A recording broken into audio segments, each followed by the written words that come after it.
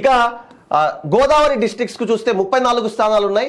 అందుకు ఆ 34 స్థానాలకు గాను వైఎస్ఆర్సీపీకి 4 మాత్రమే వచ్చే పరిస్థితి. జనసేన పార్టీకి 6 నుంచి 8, టీడీపీకి 16, క్లోజ్ కంటెస్ట్ 7 అని చెప్పించారు.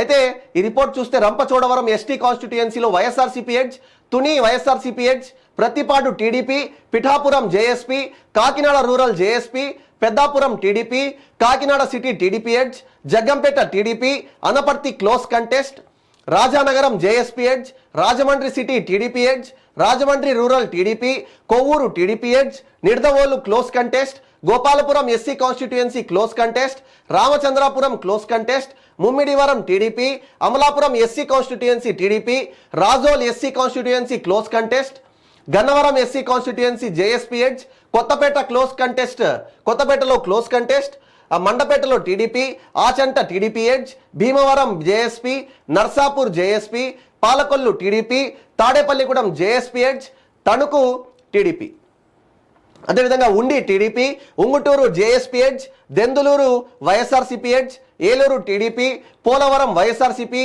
చింతలపూడి టీడీపీ. ఇది లాస్ట్ సర్వే కంటే కూడా కొంతమంది అభ్యర్థుల్లో ఆ రిజల్ట్స్ ఏవైతే ఉన్నాయో, పబ్లిక్లో ఒపీనియన్స్ ఉన్నాయో, ఇది ఫైనల్ ఒపీనియన్గా పేర్కొనబడుతున్నారు. అయితే లాస్ట్ సర్వేలో కొంతమందికి వైఎస్ఆర్సీపీ వైపు పాజిటివ్గా రావడం జరిగింది. అయితే ఈసారి ఆ సీట్స్ కూడా తెలుగుదేశం పార్టీ వైపుకు మరలిన అవకాశాలు మనకు ఇక్కడ కనిపిస్తున్నాయి, రిపోర్ట్స్ కనిపిస్తున్నాయి.